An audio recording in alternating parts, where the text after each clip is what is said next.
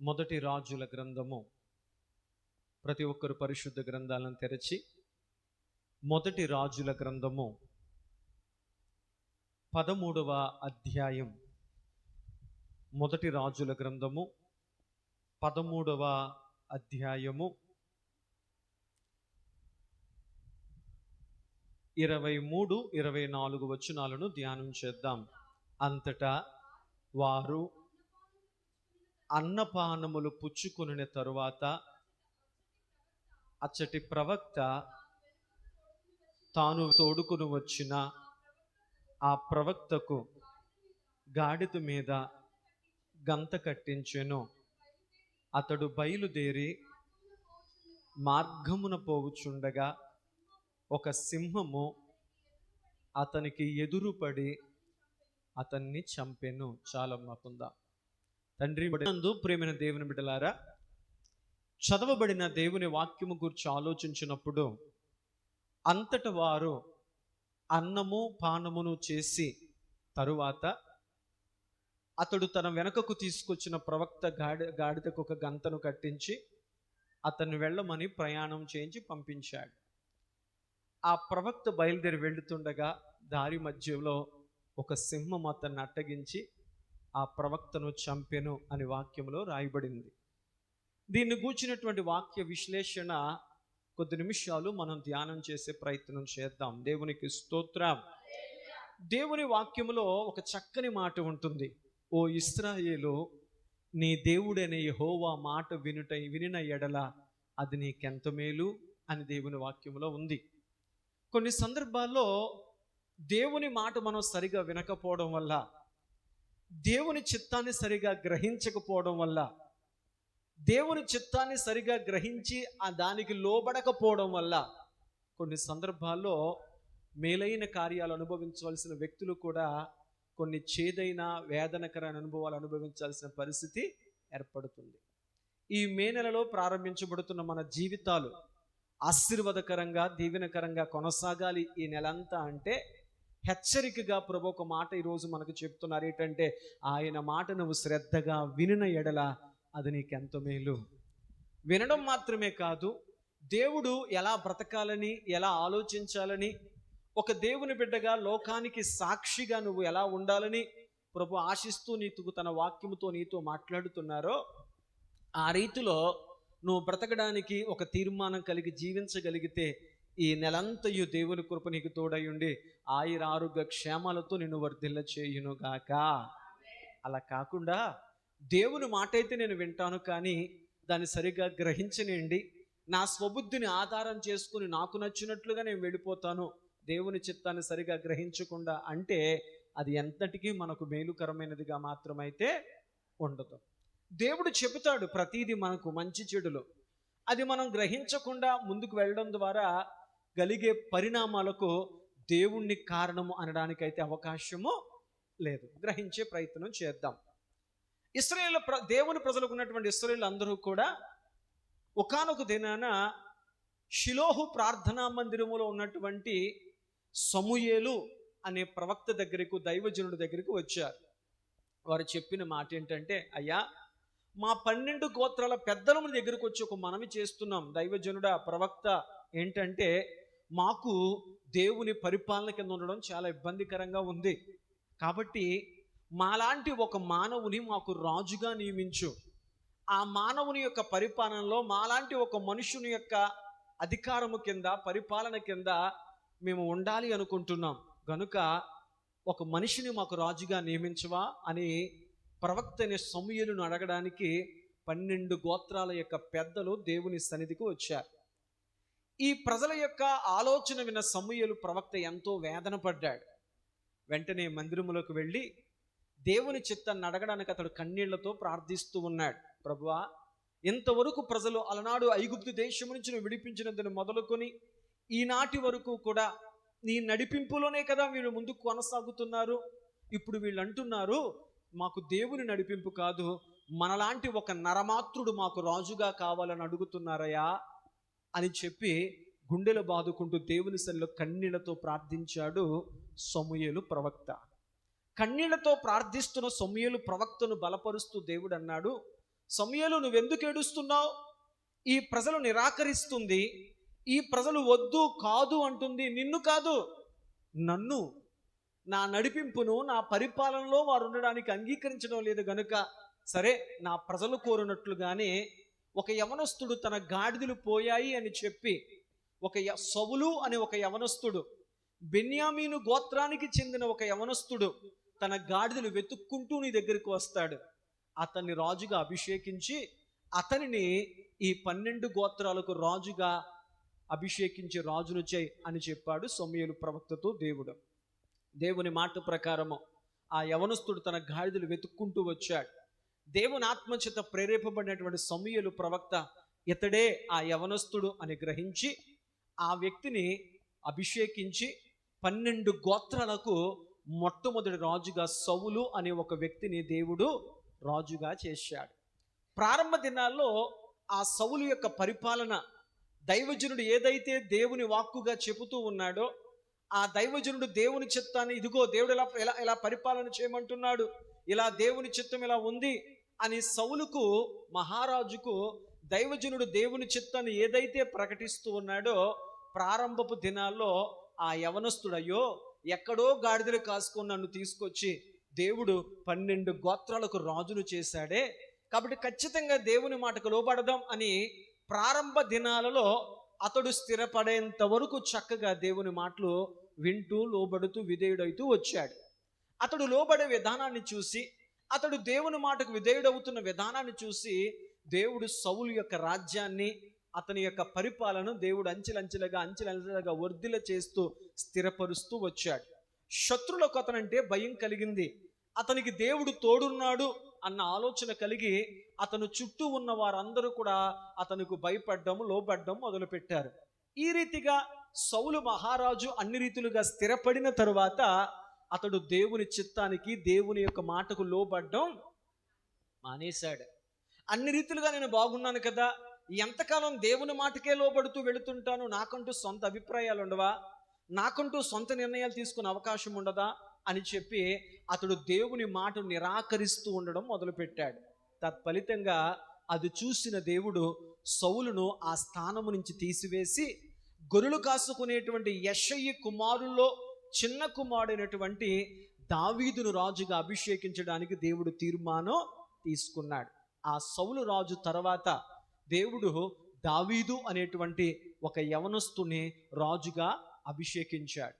దావీదు పరిపాలన ఎంత అద్భుతంగా జరిగిందంటే 40 సంవత్సరాలు ఒక అద్భుతమైన చక్రవర్తిగా యెరూషలేమును రాజధానిగా చేసుకొని, దావీదు పట్టణముగా చేసుకొని అతడు అద్భుతమైన పరిపాలన 40 సంవత్సరాలు చేశాడు. అతని జీవితంలో ఎన్ని రకాల ఒడిదుడుకులు వస్తున్నా ప్రతి విషయంలో దేవుని మీద ఆనుకుంటూ, దేవుని మీద ఆధారపడుతూ, దేవునికి విధేయుడిగా జీవిస్తూ ఏ మహారాజు చేయలేనటువంటి ఒక అద్భుతమైన పరిపాలన దేవునికి హృదయానుసారుడుగా 40 సంవత్సరాలు దావీదు అనేటువంటి మహారాజు చేశాడు. అతని పరిపాలన చూసిన దేవుడు, అతని భక్తిని చూసిన దేవుడు, గొర్రెల కాపరిగా ఉన్నప్పుడు దేవుని ఎలా స్తుతిస్తూ ఆరాధిస్తూ ఉన్నాడో అతడు చెప్పేవాడు, వేకువజామున లెగిసి ఓ స్వరమండలమా, ఓ సితారా మేల్కొనండి, దేవుని స్తుతించుదాం అని ఒక ఆరాధికుడిగా తన భక్తి జీవితం ఎలా ప్రారంభించాడో అతడు తన ప్రయాణము ముగించేంత వరకు కూడా ఆత్మీయ ప్రయాణంలో అంతే దైవ భక్తితో ముందుకు సాగాడు. అతని భక్తిని చూసిన దేవుడు సౌలు కుటుంబానికి లేని ఆధిక్యత, ఇదిగో దావీదా నీ కుటుంబానికి ఇస్తాను. సౌలు కుటుంబం కోల్పోయింది, ఎందుకంటే నేను వారిని మొట్టమొదటిగా రాజుగా కుటుంబాన్ని అభిషేకించాను, కానీ వారు స్థిరపడిన తర్వాత నా మాటను వారు నిరాకరించారు, దైవ భక్తి నుంచి వారు తొలగిపోయారు. కానీ నువ్వు చివరి వరకు దైవ భక్తిలో యథార్థంగా కొనసాగుతున్నావు కనుక మరి తండ్రిగా ఉన్న నిన్ను బట్టి, నాయకుడిగా ఉన్న నిన్ను బట్టి నీ కుటుంబముతో ఒక నిబంధన నేను చేస్తున్నాను. ఏంటి ఆ నిబంధన అంటే, ఇది మొదలుకొని నిత్యము నీ కుమారుల్లో ఒక కుమారుడు నీ సింహాసనం మీద బ్రతికి సింహాసనం మీద ఉంటాడు అని దేవుడు చెప్పాడు. ఈ 40 సంవత్సరాల సుదీర్ఘ పరిపాలన తర్వాత దావీదు భక్తుని జీవితంలో, మహారాజు జీవితంలో అనేక అనుభవాలు, అనేక కష్ట సుఖాలు, కుటుంబంలో ఏవేవో పెను తుఫాన్లు చెలరేగాయి. అవన్నీ దేవుని కృపతో తట్టుకుని నిలబడి అతడు వృద్ధాప్యమందుండగా అతనికి ప్రియాతి ప్రియమైన కుమారుడైనటువంటి సొలొమోను దేశానికి చక్రవర్తిగా, రాజుగా నియమించాడు. సొలొమోను మహారాజు పరిపాలన కాలమంతా ఎలా జరిగింది అని అడిగితే, దేవుడు అతని జ్ఞానాన్ని ఇచ్చాడు, కానీ అతడు జ్ఞానాన్ని ప్రజల సంక్షేమం కొరకైతే వాడలేదు. జ్ఞానం ఇచ్చాడు, ఆ జ్ఞానముతో ప్రారంభ దినాల్లో జ్ఞానయుక్తమైన పలుకులు పలుకుతూ సామెతల గ్రంథాన్ని రాశాడు. తర్వాత పరమగీతాలు అనే ప్రేమ కావ్యాన్ని రాశాడు.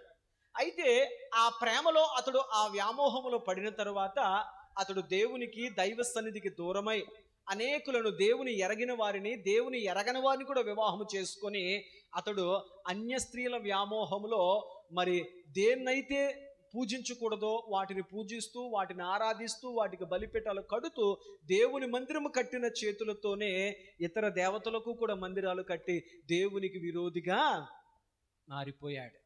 అందుకే అతడు వృద్ధాప్యములో వైరాగ్యము కలిగిన వాడిగా అంటాడు, వ్యర్థము వ్యర్థము వ్యర్థము, సూర్యుని కింద ఉన్న సమస్తమును వ్యర్థము.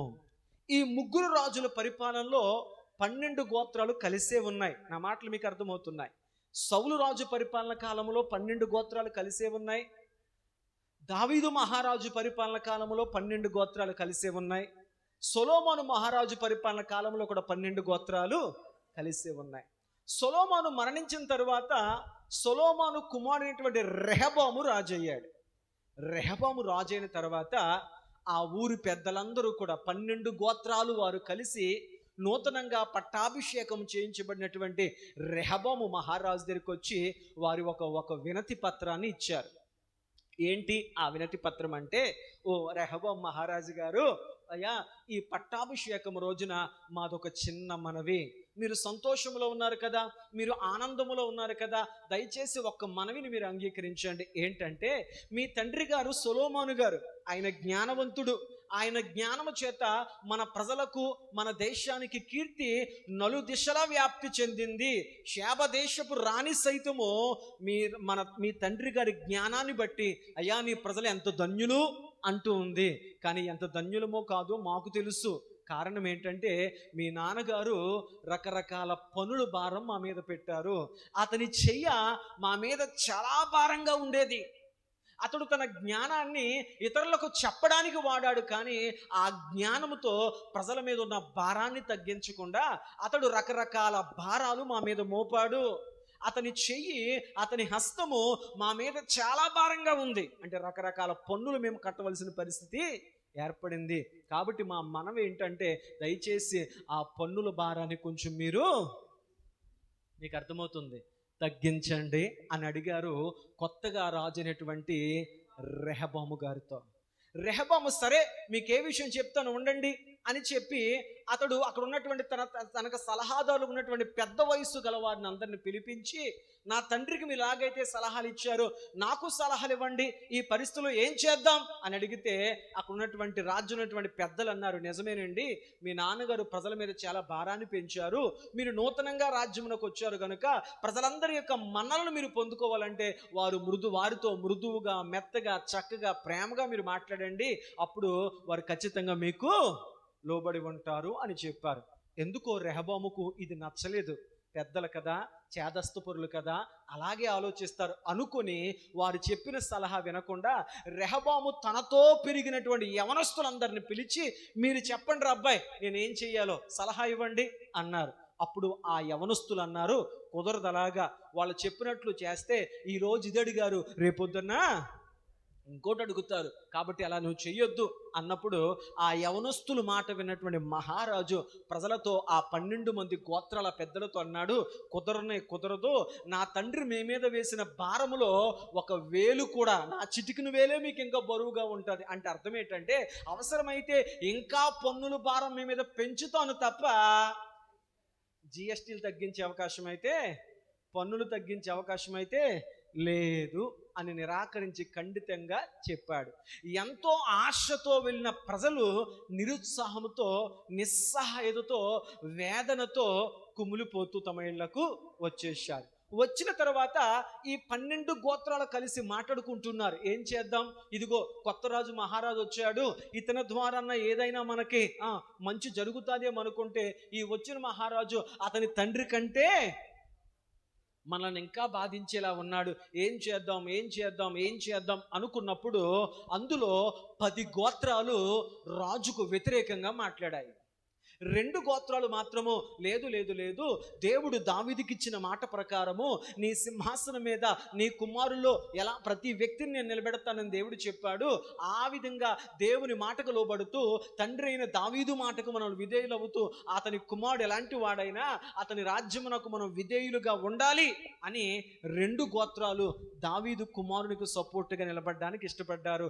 మిగతా 10 గోత్రాలు ఎలాంటి వాడి కింద మనం ఎందుకు ఉండాలి, మనం అలా ఉండం, మాకు ప్రత్యేక రాష్ట్రం కావాలి, మేము ప్రత్యేకమైపోతాం, ఈ రాజు ఇతని పరిపాలన మాకొద్దు అని వ్యతిరేకమైపోయిన వారు 10 గోత్రాలు. సొలొమోను కుమారుడు అనేటువంటి రెహబాముకు సపోర్టుగా 2 గోత్రాలు నిలబడ్డాయి. సో అతనికి వ్యతిరేకంగా 10 గోత్రాలు నిలబడ్డాయి. మీకు అర్థమైంది అనుకుంటున్నా. సొలొమోను కుమారుడైనటువంటి రెహబాముకు సపోర్టుగా 2 గోత్రాలు నిలబడ్డాయి. అందులో ఒక గోత్రం పేరు యోధా గోత్రము, రెండవ గోత్రం పేరు బెన్యామీను గోత్రం. ఈ 2 గోత్రాలు లేదు లేదు లేదు, దేవుడు దావీదుకి ఇచ్చిన మాట ప్రకారము మనం విధేయులై ఉండాలి, మంచి రాజులో చెడ్డ రాజులో వస్తూ ఉంటారు పోతూ ఉంటారు, కానీ దేవుని మాట శాశ్వతం, ఆయన ఉప్పు నిబంధన చేశాడు దావీదు గారికి, మనం దేవునికి లోబడాలి అని చెప్పి 2 గోత్రాలు మాత్రం దేవుని మాటకు విధేయులవుతూ రెహబాము వెంటే మేము ఉంటాం, కష్టమో సుఖమో బాధో అనుకున్నారు. కానీ మిగతా 10 గోత్రాలు మాత్రం మాకు కుదరదు అని రాజుకు వ్యతిరేకమైపోయారు. ఆ వ్యతిరేకమైపోయిన 10 గోత్రాలకు రాజుగా యెరోబాము అనేటువంటి వాడిని పెట్టుకున్నారు మహారాజుగా. ఎవరు యెరోబాము అంటే సొలొమోనుకు అతి నమ్మకస్తుడైనటువంటి ఒక పరిచారకుడు, అతి నమ్మకస్తున్నటువంటి ఒక పరిచారకుడు. ఆ పరిచారకుడు ఉన్నటువంటి యెరోబాము ఈ 12 గోత్రాలు రాజుకు వ్యతిరేకమయ్యాయి అని తెలిసి ఈ 10 గోత్రాలు వారిని అతడు దగ్గరగా చేసుకొని ఆ 10 గోత్రాలకు అతడు రాజుగా నిలబడ్డాడు. దేవునికి స్తోత్రం, హల్లెలూయా. ఈ 10 గోత్రాలను ఇశ్రాయేలు గోత్రాలు అన్నారు, ఈ 2 గోత్రాలను యోధా. మీకు అర్థమైందా, అర్థం కాలేదా? 3 రాజుల పాలనలో కలిసి యూనివర్సల్ కింగ్డమ్గా కలిసి ఉన్న 12 గోత్రాలు సొలొమోను కుమారుడైనటువంటి రెహబాము కాలం వచ్చేసరికి 2 ముక్కలుగా విడిపోయాయి. 10 గోత్రాలనేమో ఇశ్రాయేలు గోత్రాలు అన్నారు. ఆ గోత్రాలకు ఒక పరిచారకుడిగా ఒక సేవకుడిగా ఉన్నవాడు యెరోబాము అనేవాడు రాజు అయిపోయాడు. వాడు షెకెమును రాజధానిగా చేసుకొని ఈ 10 గోత్రాలను పరిపాలించడం మొదలుపెట్టాడు. ఈ 2 గోత్రాలకు సొలొమోను కుమారుడైనటువంటి రెహబాము రాజు అయ్యాడు. ఈ రెహబాము కింద 2 గోత్రాలే ఉండిపోయాయి. ఆ 2 గోత్రాల పేరు యోధా బెన్యామీను, వీరిని యోధా గోత్రాలు అన్నారు. దేవునికి స్తోత్రం. ఇలాగా 12 గోత్రాలు 2గా విడిపోయాయి. ఈ 12 గోత్రాలు ఈ 2 గోత్రాలు యోధా బెన్యామీను గోత్రాలు యెరూషలేము రాజధానిగా, దేవాలయమునకు దగ్గరగా, రెహబాము పరిపాలనలో దేవుని సన్నిధికి మందిరానికి దగ్గరలో వారి పరిపాలన జరుగుతున్నాయి. ఈ 10 గోత్రాలు తీసుకున్నటువంటి ఈ యెరోబాము దూరముగా వెళ్ళిపోయి షెకెములో రాజధాని కట్టుకొని అతడు ఈ 10 గోత్రాలను పరిపాలిస్తూ ఉన్నాడు. మీకు అర్థమైంది? ఎక్కడైనా కన్ఫ్యూజ్గా ఉందా? అర్థమైంది. ఈ 10 గోత్రాలు నడిపిస్తున్నటువంటి యెరోబాము మనసులో ఒకానొక దినాన ఒక ఆలోచన కలిగింది. ఏంటి అంటే, ఈ ప్రజలు రాజును వ్యతిరేకిస్తున్నారు, కానీ నాతో పాటు నాకు సపోర్ట్గా వచ్చినటువంటి ఈ 10 గోత్రాల ప్రజలు రాజుకు వ్యతిరేకం, కానీ దేవునికి వ్యతిరేకం కాదు.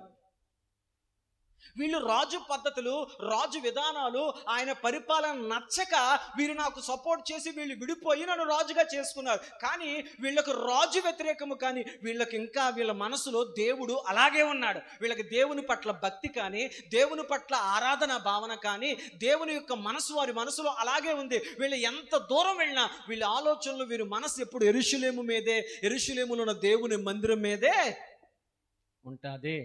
కాబట్టి వీళ్ళందరూ ప్రతి సంవత్సరం అలనాడు ఐగుప్తు దేశము నుంచి విడిపించినటువంటి దైవ కార్యాలు తలపోసుకుంటూ ముమ్మాటికి యెరూషలేములో ఉన్న వారైనా యోధాలో ఉన్న వారైనా వారందరూ కూడా యూదులుగా ఇశ్రాయేలుగా ఉన్న ప్రతి వారు కూడా ప్రతి సంవత్సరం రకరకాల పండుగలు చేసుకోవడానికి పులియని పట్టలు రెండుగా లేకపోతే పస్కా పండుగ ఆచరించడానికి దేశ నలుమూలల ఎక్కడ ఉన్న ప్రతి దేవుని బిడ్డలు యెరూషలేముకు వెళ్ళడం ఒక వాడుక. కాబట్టి ఈరోజు వారు రాజుకు వ్యతిరేకమైన నాతో పాటు వచ్చేసారు, కానీ వీళ్ళ మనసంతా రాజుకు వ్యతిరేకం, కానీ దేవుని మందిరానికి దగ్గరగానే ఉంటుంది.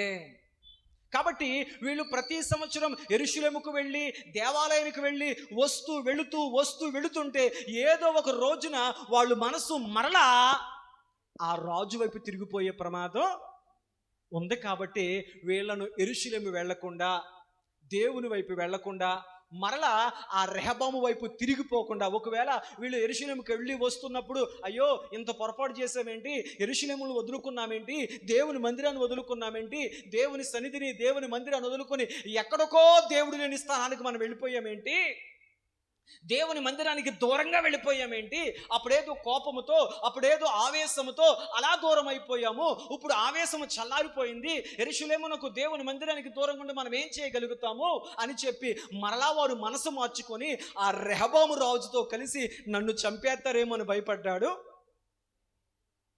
యెరోబాము.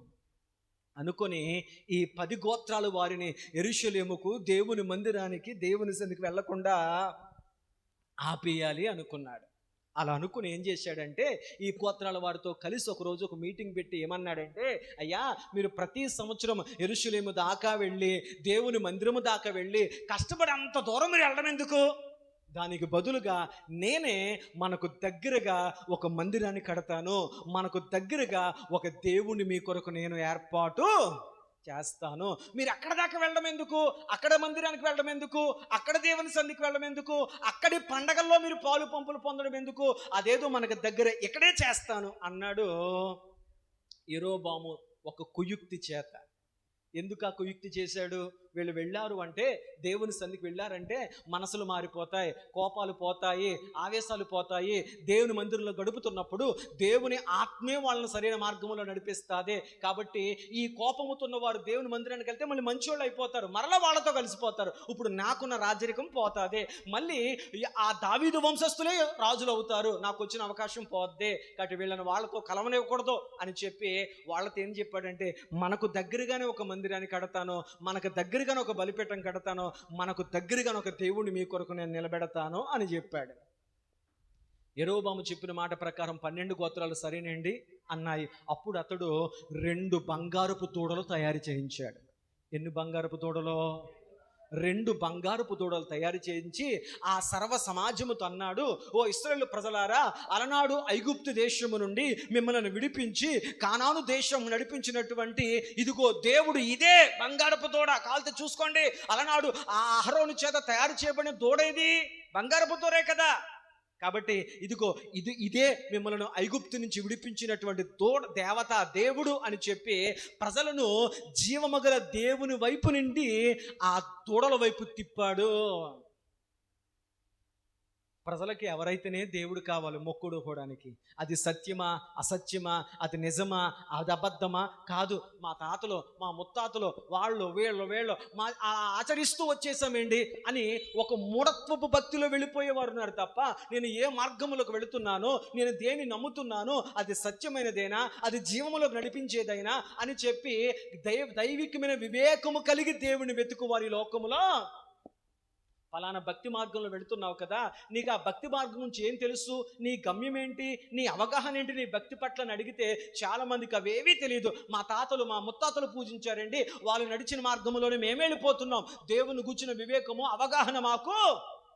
ఈనాడు భక్తి ఒక ఆచారంగా మారిపోయింది, భక్తి ఒక అంధత్వంగా మారిపోయింది. అందుకే బైబిల్ ఉంటుంది, వివేకము కలిగి దేవుని వెతుకు వారు కలరేమో అని చెప్పి ఆయన మనుషుల వైపు ఆకాశం నుంచి చూస్తున్నాడు. భక్తిలో వివేకం ఉండాలి.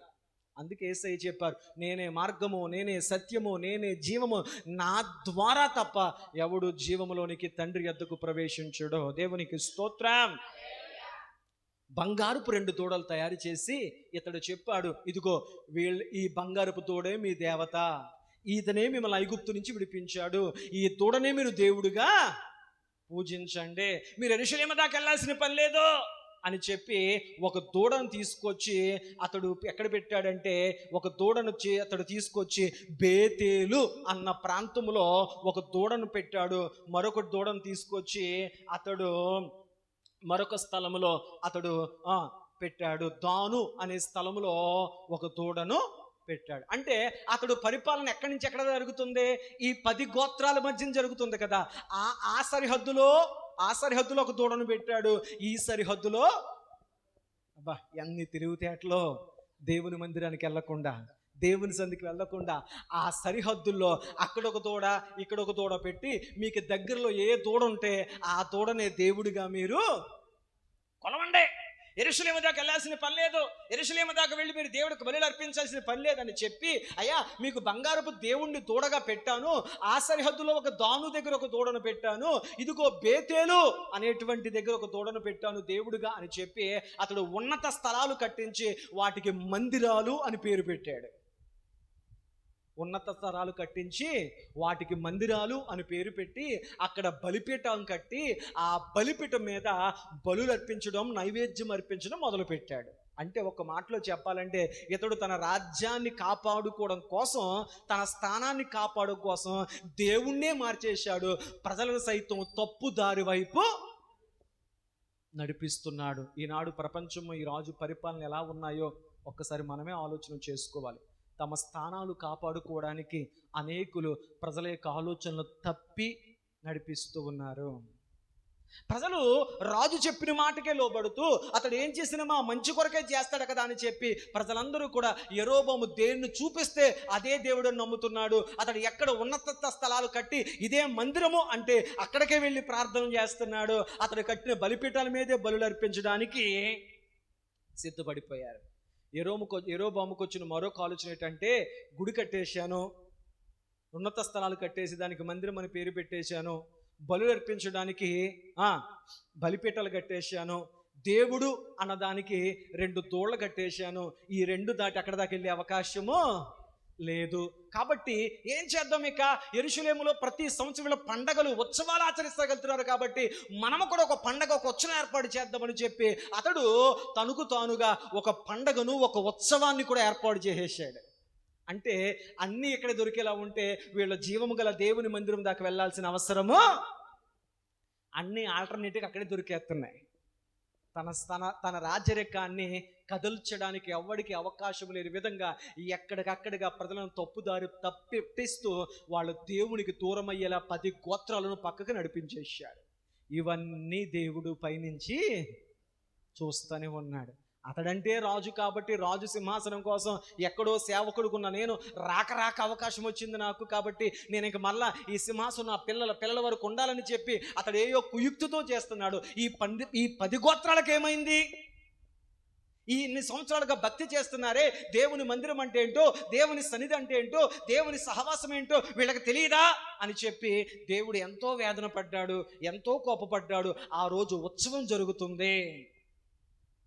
అతడు చేసిన తప్పు ఏంటంటే, ఆనాడు మోషేతో దేవుడు చెప్పాడు, నా మందిరములో కేవలము యాజక ధర్మము చేయడానికి, పరిచర్య చేయడానికి కేవలము లేవీయులు మాత్రమే ఉండాలి అని దేవుడు చెబితే, ఈ యెరోబోము మాత్రం లేవీయులు కాని వారిని, సామాన్యులనే దేవుని మందిరములో యాజకులుగా పెట్టేశాడు. అంటే దేవుని మాట అడుగడుగున ధిక్కరిస్తానే వచ్చాడు. ఆ తర్వాత అతడు యాజకులు తప్ప ఎవరు చేయకున్నటువంటి ఒక పని చేశాడు. ఏంటంటే అతడే బలిపీఠం మీదకి ఎక్కేసి అతడు యాజకుడు మాత్రమే దేవునికి వేయవలసినటువంటి ధూప నైవేద్యాలు వేయడానికి, నేను రాజును కదా, నేను కట్టుకున్న రాజ్యం కదా, నేను కట్టిన దేవాలయం కదా, నేను కట్టిన బలిపీఠం కదా, నా మాటే శాసనం కదా, ఎవరు నన్ను అడ్డగించేవారు లేరు కదా అని చెప్పి అతడు ఏం చేశాడంటే, ఈ లేవీయులు మాత్రమే యాజకులుగా ఉండాలి, లేవీయులను కాకుండా మామూలు అందరిని యాజకులుగా చేసేసాడు. దాని విలువను పోగొట్టేశాడు. ఆ తర్వాత యాజకుడు తప్ప ఎవరు ఎక్కకూడని బలిపీఠం పైకెక్కి అతడు ధూపార్తిని చేత పట్టుకుని ధూప నైవేద్యాలు తానే వేయడానికి సిద్ధమైపోయాడు. ఇవన్నీ దేవుడు పైనుంచి చూసి దేవుడు ఒక ప్రవక్తతో మాట్లాడడం మొదలుపెట్టాడు. యోధాలో ఉన్నటువంటి ఆ 2 గోత్రాలు ఉన్నటువంటి దేవుని సన్నిధి ఉన్నటువంటి ఆ ప్రాంతంలో ఒక ప్రవక్తతో దేవుడు మాట్లాడి, ఓ దైవజనుడా, ఓ ప్రవక్త, నువ్వు తొందరగా లెగిసి నువ్వు ఎక్కడికి వెళ్ళాలి? బేతేలుకెళ్ళు. బేతేలుకెళ్ళి అక్కడ రాజు చేసే ప్రతి పని వాక్యమునకు విరుద్ధమే, నా చిత్తానికి విరుద్ధమే. అతడు ప్రజలను భ్రమలోకి తీసుకువెళ్తున్నాడు, ప్రజలను తప్పుడు మార్గంలో తీసుకువెళ్తున్నాడు అని చెప్పి అతడు బలిపీఠం మీద అతడు ధూప నైవేద్యాలు అర్పించబోతున్నాడు. నువ్వు వెళ్ళి రాజుతో కాదు బలిపీఠంతో మాట్లాడు అన్నాడు దైవజనునితో, ప్రవక్తతో దేవుడు. వెళ్ళేటప్పుడు 2 విషయాలు చెప్పాడు. నువ్వు బలిపీఠంతో మాట్లాడమే కాదు, 2 నియమాలు నువ్వు ఖచ్చితంగా పాటించాలి. ఏంటంటే, నువ్వు బేతేలుకి ఏ దారి గుండా వెళుతున్నావో తిరిగి వచ్చేటప్పుడు ఆ దారి గుండా మాత్రం మళ్ళీ వెనక్కు రావద్దు, ఇంకో దారి గుండారా. రెండవది, నువ్వు బేతేలుకు వెళ్ళినప్పుడు నేను చెప్పిన ఆ పని అక్కడ చేసేసి ఆ బలిపీఠాన్ని నువ్వు అక్కడ హెచ్చరించి బలిపీఠం దగ్గర ఒక ప్రవచనం ఎత్తి మాట్లాడి నువ్వు మరలా అక్కడ ఎక్కడ ఆగొద్దు, ఎవరింట్లోకి వెళ్ళొద్దు, ఎవరి దగ్గర అన్నపానాలు నువ్వు తినొద్దు, వచ్చే అన్నాడు దేవుడు. దేవుని మాట విన్నటువంటి ఆ ప్రవక్త వెంటనే వేగురు పడుతూ అతడు నడుచుకుంటూ వెళ్ళాడు, పరిగెట్టుకుంటూ వెళ్ళాడు. ఎలాగైతే బేతేలులో ఉన్నటువంటి మందిరముగా చెప్పబడుతున్నటువంటి అక్కడికి వెళ్ళిపోయాడు. దేవునికి స్తోత్రం, హల్లెలూయా. అయ్యా, ఉన్నత స్థలములు కట్టించాడు కదా, దానికి మందిరాలను పేరు పెట్టాడు కదా, అక్కడికి వెళ్ళిపోయాడు. లోపలికి వచ్చేసరికి అక్కడ ఉత్సవం జరుగుతుంది, అక్కడ తతంగం జరుగుతుంది. ఏంట్రా తతంగం అంటే, ప్రజలందరూ ఉంటుండగా ఈ యొక్క ఒక పక్కన ఇతడు తన కొరకు పెట్టుకున్నటువంటి తన మాట వినేటువంటి యాజకులు, లేవీలు కాని యాజకులు, అర్హత లేని యాజకులు, వాళ్ళు పక్కన ఉన్నారు. ఇతడు బలిపీఠం పైకెక్కేసి దేవునికి ధూప నైవేద్యాలు అర్పించబోతున్నాడు. వెంటనే దైవజనుడు లోపలికి వచ్చాడు. కోపముతో, ఆత్మావేశముతో గట్టిగా అరుస్తూ, బలిపీఠమా బలిపీఠమా అని పిలిచాడు గట్టిగా. రూల్కి ఎవరిని పిలవాలి? రాజును పిలవాలి. రాజును పిలవలేదు. అతడు బలిపీఠమా బలిపీఠమా అని అంటూ ఏమన్నాడంటే, నీ బలిపీఠం మీద జరగబోతుంది ఏంటో తెలుసా? చూడండి, మొదటి రాజుల గ్రంథం 13వ అధ్యాయములో మనం ధ్యానించగలిగితే 13 అధ్యాయం 1 నుంచి చదువుతున్నాను. అంతటా దైవజనుడైనటువంటి ఒకడు యెహోవా చేత సెలవునుంది యోధా దేశము నుండి బేతేలునకు వచ్చెను. ధూపం వేయుటకై యెరోబాము ఆ బలిపీఠమునొద్ద నిలిచి ఉండగా ఆ దైవజనుడు యెహోవా ఆజ్ఞ చేత బలిపీఠమునకు ఈ మాట ప్రకటన చేసెను, బలిపీఠమా బలిపీఠమా, యెహోవా సెలవిచ్చినదేమనగా, దావీదు సంతతిలో యోషియా అను ఒక శిశువు పుట్టును, నీ మీద ధూపం వేసిన ఉన్నత స్థలము యొక్క యాజకులను అందరినీ నీ మీద అర్పించును, అతడు మనుషుల శల్యములను నీ మీద దహనము చేయును అన్నాడు.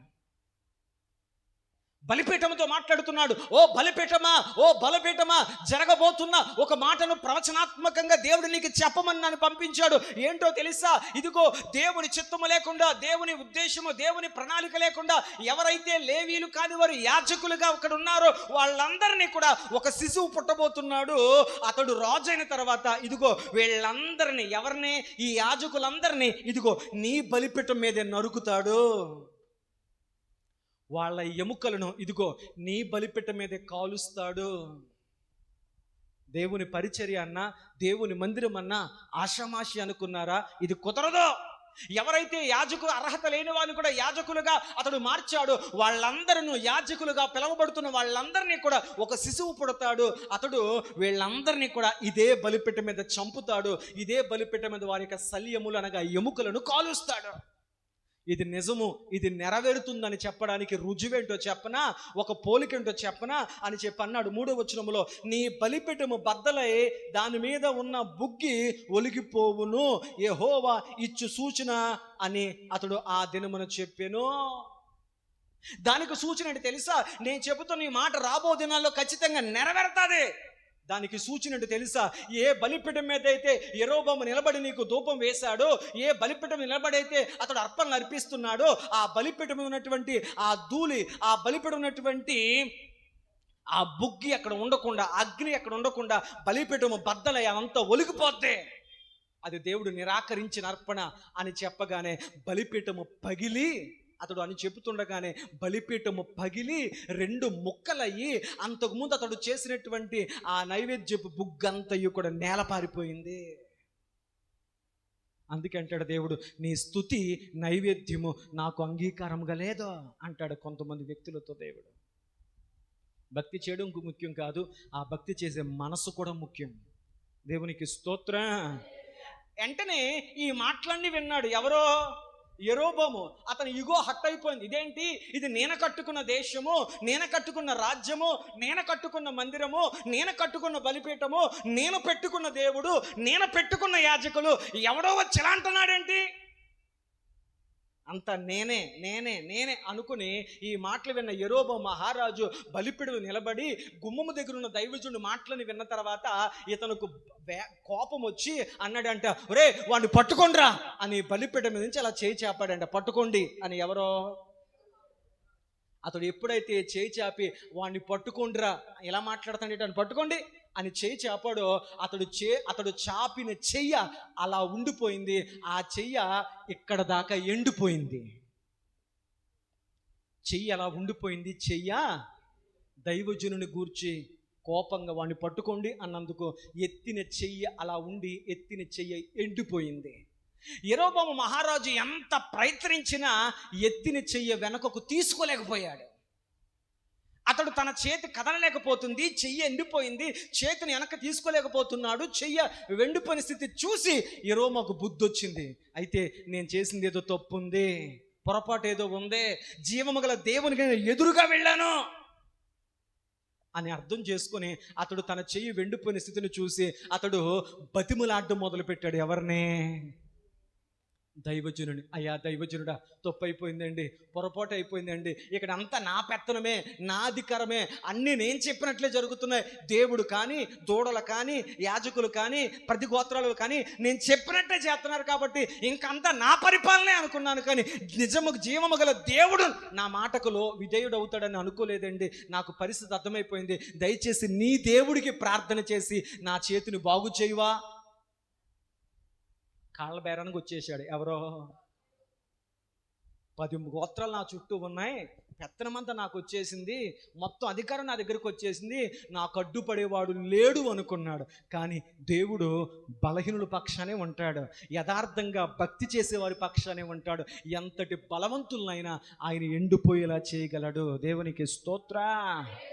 యెరోబోముకు బుద్ధొచ్చి దేవుడికి ఎదురుగా నేను నిలబడలేనయ్యా, నా తప్పు, నా బుద్ధిహీనత నాకు అర్థమైపోయింది, నీ దేవునికి ప్రార్థించి మరలా నా చెయ్యి బాగుపడేలాగా నువ్వు దేవునికి మొరపెట్టవా అన్నాడు. వెంటనే ప్రవక్త అక్కడే దేవునికి ప్రార్థించినప్పుడు అతని చెయ్యి మామూలుగా మారింది. అతడు తన చేతిని మరలా వెనక్కు. ప్రజల గుండెలు బద్దలైపోయాయి. ఇలాంటి నమ్ముకున్నా వీడు ఆడినట్టల్లా ఆడేసాము, ఏది చెప్తే అది నమ్మేశాము, మన జ్ఞానం ఏమయ్యింది, మన బుద్ధి ఏమయ్యింది, ఇంతకాలం మనం చేసిన భక్తి ఏమైంది అంటే కోపము మనకి ఇంతగా దేవునికే దూరం చేసిందా, దేవునికి విరుద్ధమైన ఆలోచనల వైపు మనం వెళ్ళిపోయామా అని ప్రజలు అయోమయంలో పడిపోయారు.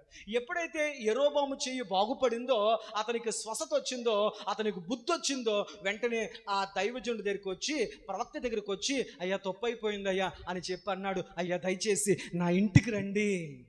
ఎవరు అడిగారు ఈ మాటలన్నీ? అమ్మ మీకు అర్థమవుతుందా వాక్యం? చాలా సబ్జెక్ట్ చెప్తున్నా.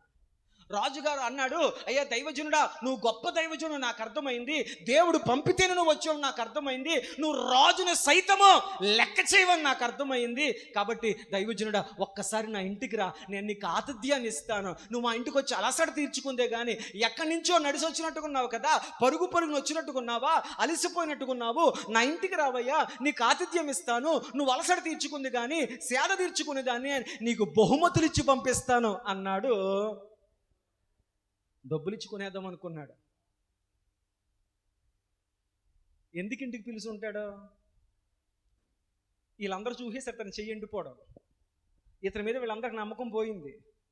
అలాంటప్పుడు మరలా దైవజనుడు ఇంటికి తీసుకెళ్ళాడు అనుకో, పర్లేదు, మళ్ళీ దైవజనుడు రాజుగారితో కలిసిపోయాడు, పర్లేదు, మళ్ళీ మనం మామూలుగా ఆయన ఎలా చెప్తే అలా చేద్దాం అన్నట్లుగా దైవజనుడు తన ఇంటికి తీసుకెళ్దామని ప్రయత్నం చేశాడు. మహారాజు, నీ కానుకలు ఎత్తాను, నువ్వు సేద తీరుకునేదాన్ని, మంచిగా మా దగ్గర ఆతిథ్యం తీసుకునేదాన్ని అని అంటే, ఈ దైవజనుడికి ప్రవక్తకు దేవుడు చెప్పిన మాట గుర్తొచ్చింది. ఏంటి?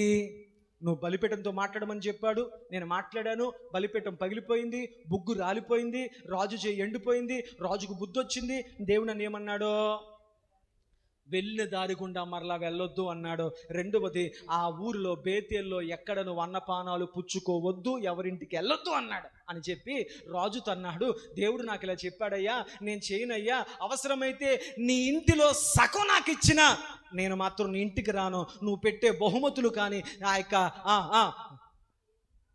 అన్నపానాలు కానీ నేను తీసుకోను, నీ ఇంట్లో సగం ఆస్తి నాకు ఇచ్చి నాకొద్దు అని రోషంగా రాజుగారి ఇంట్లోంచి బయటకు వచ్చేసాడు. అయితే ఇది జరిగింది అక్కడ ఉన్న వాళ్ళందరూ చూశారు. ఆ ప్రాంతములో ఒక ముసలి ప్రవక్త ఉన్నాడు.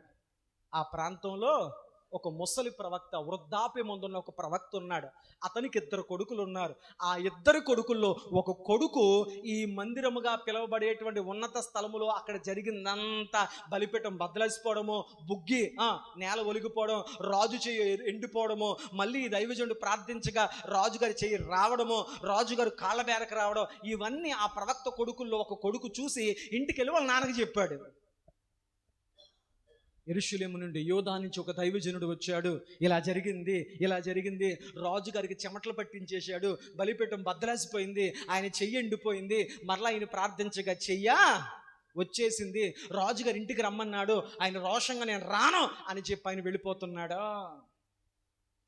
వెంటనే ఆ ముసలి ప్రవక్త అనుకున్నాడంట, ఇతడు నిజంగా గొప్ప ప్రవక్తే, దేవుడు పంపించిన ప్రవక్తే, ఇలాంటి ప్రవక్త నా ఇంటికి వస్తే నాకు దీవెన, నాకు మేలు, నాకు గౌరవం, నాకు గుర్తింపు.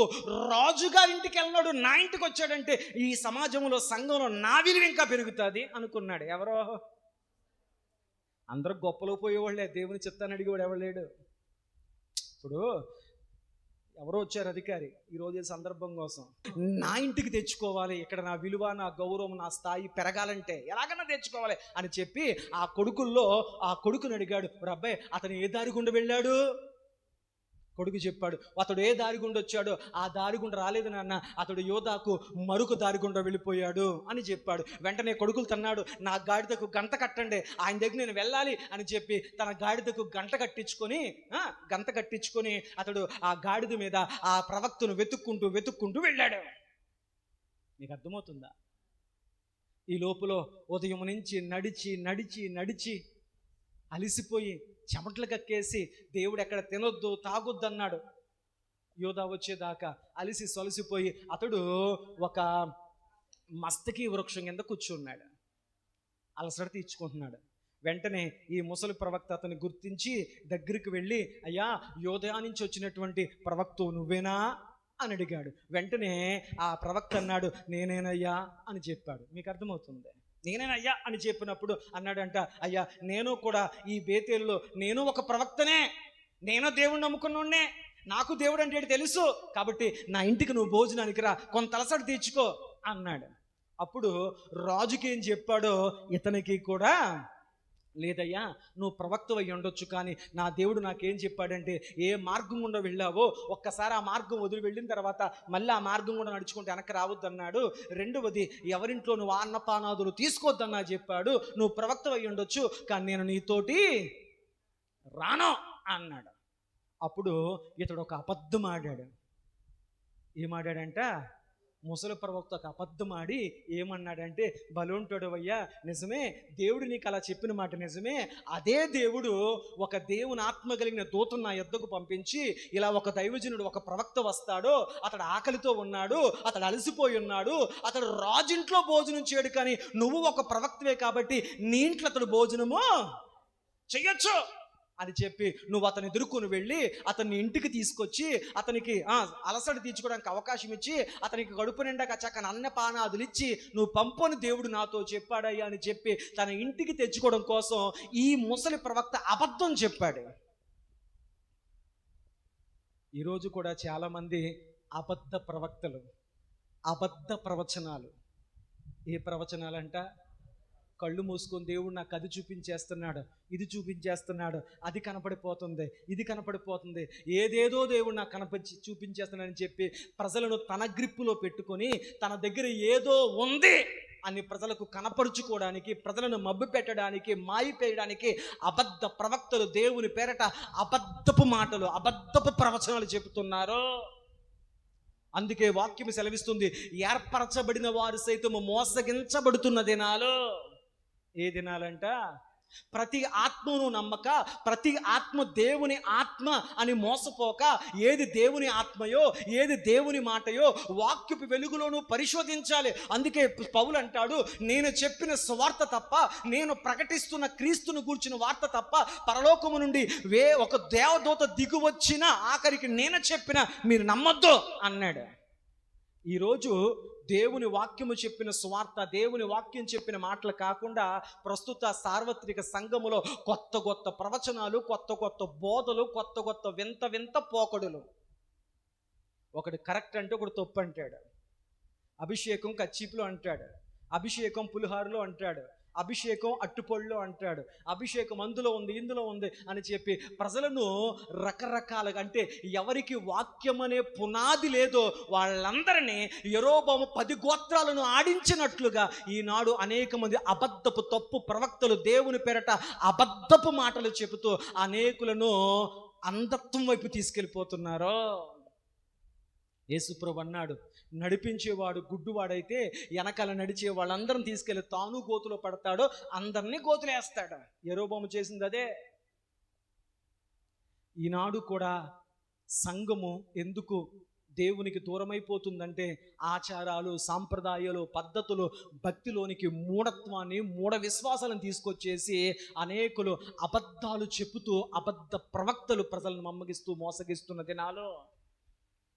అందుకు ఐందవ సహోదరులు అంటున్నారు, మాకు మీకు తేడా ఏముంది? మేమేమి చేస్తున్నామో మీరు అవే చేస్తున్నారు. మేము కొబ్బరికాయలు కొడుతున్నాం, మీరు కొబ్బరికాయలు కొడుతున్నారు.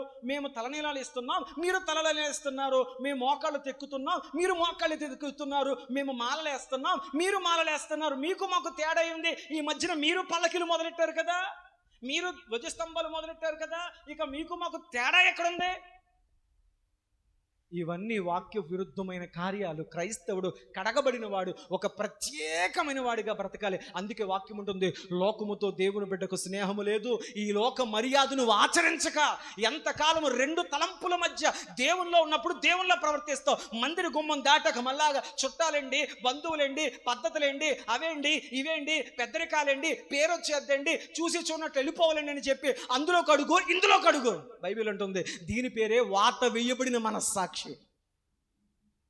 దేవునిలో ఉండేవాడు దేవునిలోనే బతుకుతాడు, చావైనా బతుకైనా. ఇక ఎవరో బాధపడతారని, ఎవరో ఏదో అనుకుంటారని చెప్పి దేవునిలో బ్రతికిన వాడు మరలా వాక్యకు విరుద్ధమైన ఆచారాల వైపు వెళ్ళడం. మీకు అర్థమైందా లేదా? అల్లుడు బాధపడతాడు, కూతురు బాధపడతాది, చుట్టాలు బాధపడతాడు. ఆయన రక్తముతో కడగబడిన వాడు ఆయన రక్తపు సరిహద్దు దాటి మరలా లోక సంబంధమైన ఆచార కార్యక్రమాల కొరకు దేని నిమిత్తము వెళ్ళడో. అలా వెళ్ళావంటే నీ అభిషేకమును, నీకు కలిగిన రక్షణ వస్త్రాన్ని నువ్వు మలినపరుచుకున్నావని అర్థం. అందుకే పౌలుతో తిమోతి అంటాడు, నా కుమారుడా తిమోతి, ఎవరి కొరకు నువ్వు కలిగిన దాన్ని పోగొట్టుకోక. మొహమాటాలకు, గుర్తింపులకు, ఎవరో ఏదో అనుకుంటారని చెప్పి నువ్వు లోక సంబంధమైన అన్ని ఆచారాల వైపు మళ్ళీ వెళ్ళావా, ఆ కాడి కిందకు వెళ్ళావా, నువ్వు దేవుని రక్తం విషయంలో అపరాధిగా ఎంచబడతావు. ఎవరు చూస్తారండి? ఎవరు చూడకపోయినా నీ మనస్సాక్షి చెప్తుంది కదా దేవుని దగ్గర నేరారోపణ. నీకు మనశ్శాంతి పోద్ది కదా, నీకు ప్రశాంతత పోద్ది కదా, నీకు నెమ్మది పోద్ది కదా. ఆ క్షణం చక్కబెట్టేశావు. కానీ ఆ క్షణం మొదలుకొని దేవుని ఆత్మని గద్దిస్తున్న కొలది నువ్వు దినదినము మనోవేదనకు గురవుతావు కదా. కడగబడిన వాడు కడగబడినట్లే బతకాలి.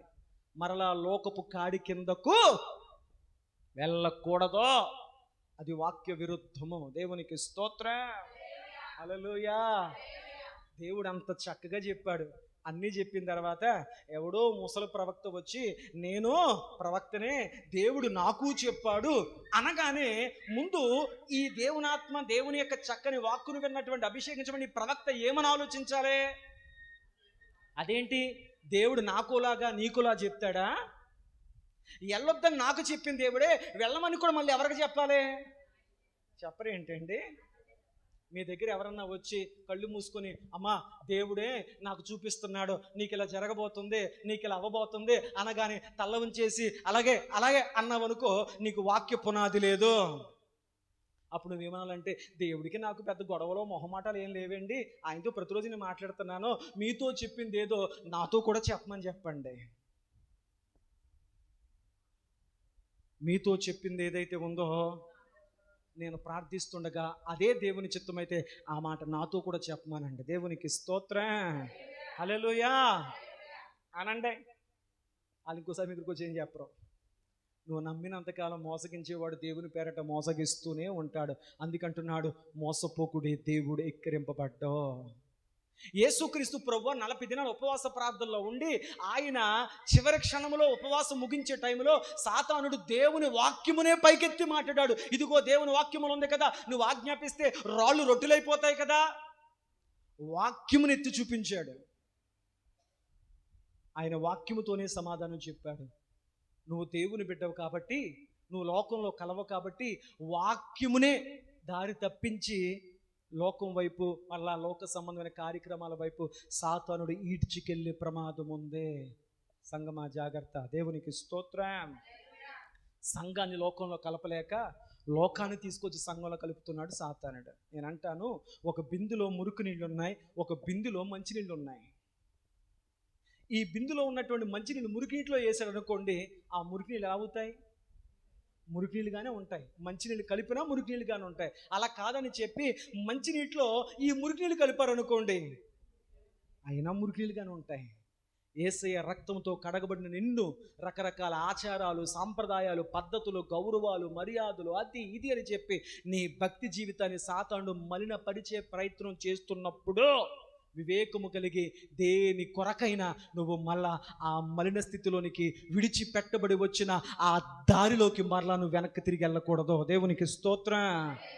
ఏం చెప్పాడు ప్రవక్తతో దేవుడు? ఒకసారి వెళ్ళావు, మళ్ళా దాని వైపు వెనక్కి తిరిగి, ఒకప్పుడు పాటించామండి, ఒకప్పుడు ఆచరించామండి, ఒకప్పుడు అందరిలాగా మేము వెళ్ళిన వారమేండి, ఒక్కసారి ఆ మార్గము దాటి వెళ్ళిపోయిన తర్వాత మళ్ళీ అన్నాడు, నువ్వు వదిలి వచ్చిన మార్గములోకి మరలా ఏ పరిస్థితిలో వెనక్కి తిరిగి రావద్దు అన్నాడు. వాళ్ళు ఫీల్ అవుతారు, వీళ్ళు ఫీల్ అవుతారు, బాబోయ్ కుదరదేండి అని వదిలేసిన మార్గములోకి మరలా వచ్చావా, జరిగేది ప్రమాదమే, నష్టమే, కుదిరే అవకాశం లేదు. ఇది వాక్యంతో చెప్పబడిన హెచ్చరిక. భక్తేనండి, మిగతా పనులేనండి. అయితే ఆయన కాంప్రమైజ్ అయ్యేవాడైతే కాదు. అర్పణ నాకొద్దు, ఆ బలి నాకొద్దు, ఆ బుగ్గి నాకొద్దు అని చెప్పి బలిపీఠాన్నే పగలగొట్టిన దేవుడు. మరి నీ హృదయ బలిపీఠం పరిస్థితి ఏంటి? నువ్వు ఆడినట్లు ఆడడానికి ఇది భక్తి, నువ్వు అనుకునే భక్తి కాదు. దేవుని ఆత్మతో నడిపించబడే వ్యక్తివైతే వాత వేయబడిన మనస్సాక్షిగా దేవుడు నిన్ను ఉండనివ్వడు. దేవునికి స్తోత్రం, హల్లెలూయా. మీకు నచ్చినా నచ్చకపోయిన వాక్యం అయితే ఇదే, జరిగిందైతే అదే.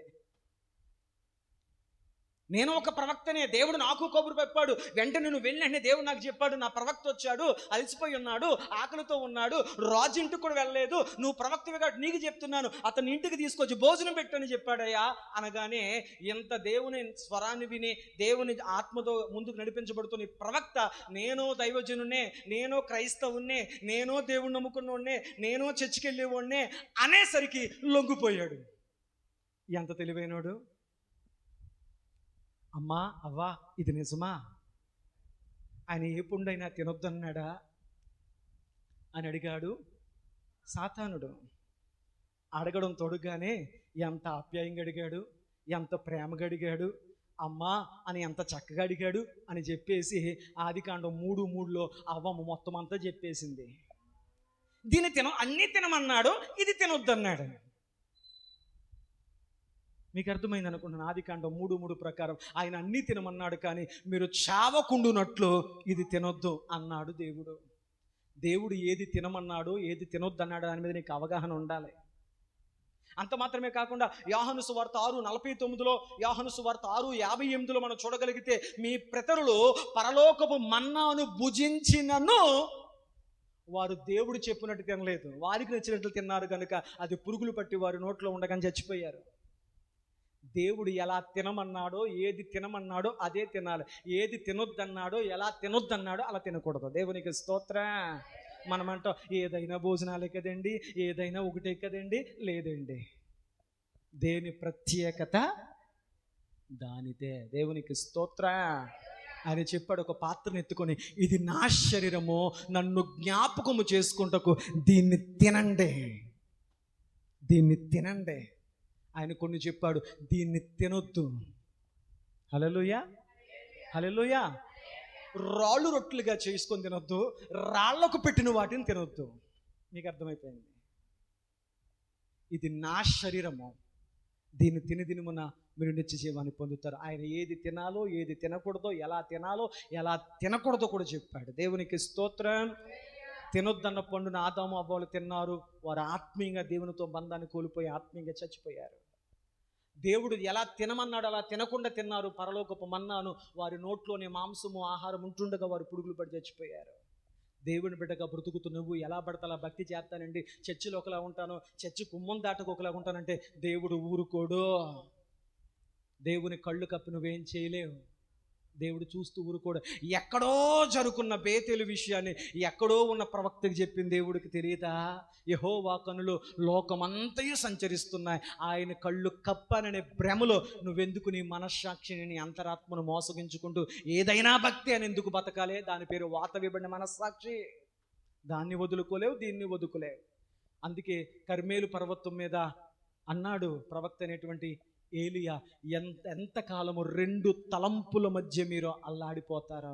ఇటు లోకాన్ని వదులుకోలేరు, లోక పద్ధతులు, లోక సాంప్రదాయాలు, లోక విధానాలు వదులుకోలేరు, ఇటు దేవుణ్ణి వదులుకోలేరు. అంటే 2 పడ మీద అడిగేసిన వాడు గమ్యానికైతే వెళ్ళడం, మనశ్శాంతికి అయితే బతకడం. అందుకే పౌలు అన్నాడు, నా మొట్టుకైతే బ్రతుకుడు క్రీస్తే, చావో బ్రతుకో దేవునిలోనే. వదిలిపెట్టిన దారిలోకి మళ్ళా వెనక్కి నేను ప్రవక్తనే, దేవుడు నాకు చెప్పాడు అనగానే నువ్వు ప్రవక్తవేనా? నాకులా నీలోకలాగా ఎందుకు దేవుడు చెప్తాడు? బైబిల్లో ఒకలాగా, నీ నోటితో ఒకలాగా దేవుడు ఎందుకు చెప్తాడు? నాకు దేవుని వాక్యమే రూఢి కదా, నీ నోటితో చెప్పిన మాట ఎందుకు నేను నమ్ముతాను? అది బైబిల్లో ఉందా లేదా అని పరీక్షించుకోవాలి కదా మనం. మనకు అంత తెలివి ఎక్కడుంది? దేవుడి పేరిట ఎవరేం చెప్పినా గుడ్డిగా నమ్మేయడమే. ఆయన ఒక ఉద్దేశంతో గొర్రెలు అంటే మనము ఎవరేం చెప్పినా నమ్మినా నిజమైన ఆ గొర్రెలుగా మారిపోతున్నాం. గొర్రె కాపరి వెంబడి నడుస్తుంది, ఎవరు వస్తే వాళ్ళు వెనకాల వెళ్ళిపోవడం కాదు. దేవునికి స్తోత్రం. ఒకవేళ ఇతను చెప్పిన మాట ఒకవేళ అనుకున్నా, అదేంటి దేవుడు నీకు చెప్పిన దేవుడే, వెళ్ళొద్దని చెప్పిన దేవుడు వెళ్ళమన్నాడంటే ఒకవేళ నాకు చెప్పాలి కదా అనుకోవాలి కదా. పోనే అది కాదు, ఒక్కసారి ఆగయ్యా అని చెప్పి ఎక్కడ కూర్చొని సేద తీరుతున్నాడో అదే మస్తకి వృక్షం మీద ఒక చిన్న మోకరించి ప్రభువా వెళ్ళమంటావా అనుంటే అయిపోదును కదా. మనం అడగం, వెళ్ళిపోతామని డిసైడ్ చేసుకుంటాం. నేను వెళ్ళిపోవాలి, నేను చేసేయాలి, నాకు అనిపిస్తుంది, నా మనసు కనిపిస్తుంది, వెళ్ళిపోతానండి. బైబిల్ అంటుంది వెళ్ళిపోదు కానీ కరెక్టే. ఒకసారి మోకరించి అడిగావా, వెళ్ళమంటావా అని అడిగావా? నువ్వు వెళ్ళమంటావా ప్రభు అని అడగో, వెళ్ళిపోతావు. అక్కడికి వెళ్ళిన తర్వాత పీతలోకి మునిగిపోయిన తర్వాత లోబోదీబు అంటే ప్రభు అన్నాడు, నేను చెప్పినంతకాలం చెప్పానమ్మా, నువ్వు వినలేదు, నీ చేతులు అలా చేసుకున్నానికి ముమ్మాటికి నువ్వే బాధ్యుడు అవుతావు. దేవుడిని అంటాకే, దైవజుని అంటాకే అవకాశం లేదో. మోసపోకుడే దేవుడు ఎక్కనివ్వబడ్డాడు. మనుషుడు ఏది విత్తాడో అదే కోస్తాడు. అతడు చెప్పిన అబద్ధపు మాట నమ్మిది నిజమా అబద్ధమా అని ఆలోచించకుండా కనీసం మోకరించి ప్రభువా నన్ను వెళ్ళొద్దన్నావు, మళ్ళీ ఈయంతో వెళ్ళమని చెప్పావంటే ఏంటి, అసలు నిజమా, ఇది నీ చిత్తమా అని కనీసం అడగకుండా రండి వెళ్ళిపోదాం అని చెప్పి అతను వెంబడి వదిలేసిన మార్గంలోకి మళ్ళీ వెళ్ళాడంట. మొదటి నియమం తప్పాడు. వదిలేసిన మార్గంలోకి మళ్ళీ వెళ్ళొద్దు, వదిలేసిన ఆచార సాంప్రదాయ పద్ధతుల్లోకి మళ్ళా వెళ్ళొద్దు అన్నాడు దేవుడు. కానీ వెళ్ళాడు, ప్రవక్త ఇంట్లోకి వెళ్ళాడు. ప్రవక్త పెట్టినటువంటి అన్నపానాదులు మంచిగా పెట్టారండి. కడుపు నిండింది కానీ ఆత్మ మారిపోయింది. పొట్ట నిండింది, ఆత్మ మారిపోయింది. ఒక పూట కూటి కొరకు తన జ్యేష్ఠత్వం నమ్ముకున్న యాషావు వంటి భ్రష్టుడు నీలో ఉండకుండా చూసుకో. దేనికోసం వదిలేసావు దేవుణ్ణి? భోజనాల కోసమా, మాంసాహారం కోసమా, లేకపోతే ఏవేవో వాటి కోసమా? ఎంతటి దౌర్భాగ్యం! ఇంతకాలం కాపాడుకున్న భక్తికి విలువ లేదా? మీకు అర్థమైంది అనుకుంటున్నాను. ఒక దేవుని బిడ్డ ఎంత రోషంగా, ఎంత కమిట్మెంట్తో భక్తి చెయ్యాలి. హల్లెలూయా. ఇంటికి వెళ్ళిపోయాడు, వదిలేసిన మార్గం గుండా మళ్ళీ వెళ్ళిపోయాడు. మొదటి దేవుని మాట తప్పాడు, ప్రవక్త ఇంట్లోకి వెళ్ళాడు. రెండో మాట, తర్వాత అతడు పెట్టిన అన్నపానాదులన్నీ కడుపు నిండా. ఆకలితో ఉన్నాడేమో, వారు తిండే వారికి ఉరి అన్నట్లుగా కడుపు నిండా తినేసి తాగేశాడు. దేవుడు తినొద్దు తాగొద్దు అన్నాడు, తాగేశాడు, తినేశాడు. ఆ తర్వాత ఇతడు తింటూ తాగుతూ ఉండగా ఏ ప్రవక్త అయితే అబద్ధం చెప్పి తీసుకొచ్చాడో వాడి మీదకి దేవుని ఆత్మ వచ్చింది. ఏ ప్రవక్త అబద్ధం చెప్పాడో, దేవుడు నన్ను పంపాడని అబద్ధం చెప్పాడో, నిజంగా ఆ ప్రవక్త మీదకి ఆత్మ వచ్చి ఆ ప్రవక్త అంటాడు, నేను చెప్పాడు అనుకో, నీ బుద్ధి ఏమైంది, నీ జ్ఞానం ఏమైంది, నీ తెలివేమైంది. పాము కూడా అలాగే అంది, అవమ్మ నేను చెప్పాను అనుకో, కళ్ళు తెరవబడతాయి, రమ్యంగా ఉంటుంది, మధురంగా ఉంటుంది, చావనే చావో, దేవదూతల వల్ల మారిపోతాను నేను చెప్పాను అనుకో బయట దాన్ని, నీ బుద్ధి ఏమైంది, ఇంతకాలం నీ భక్తి ఏమైంది. ఎవడేం చెప్పిన నమ్మేత్తవా?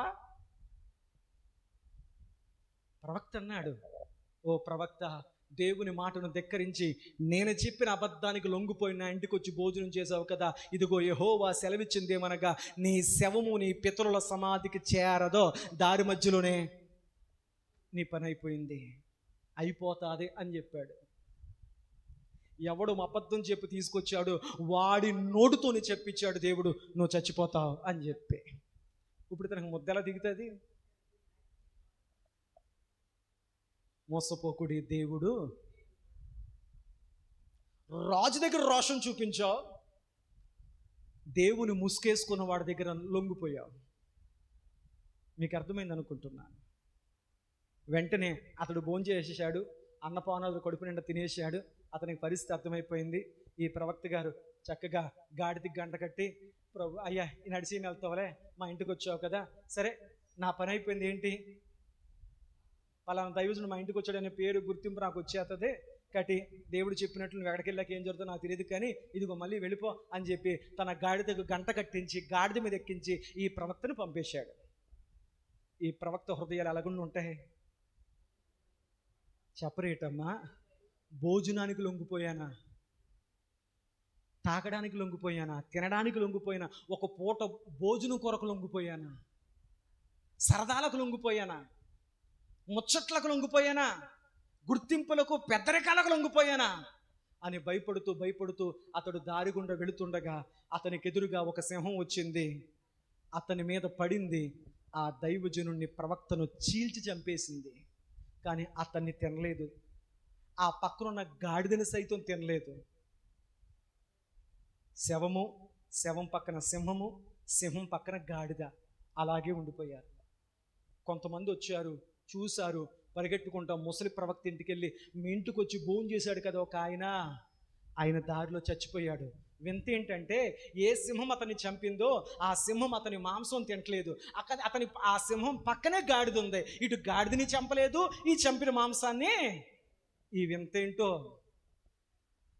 ఆకలితో లేకపోతే సింహం ఒకదాన్ని చంపదు కదా, మరి చంపి ఎందుకు తినలేదు?